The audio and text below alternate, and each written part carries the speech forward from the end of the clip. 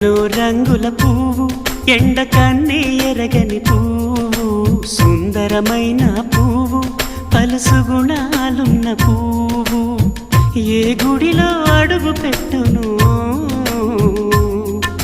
దేవుడు చల్లగా చూడాలి ఆ పువ్వుకు పూజలు చేయాలి దేవుడి గుండెల గుడిలో ఆ పువ్వే హాయిగా ఉండాలి.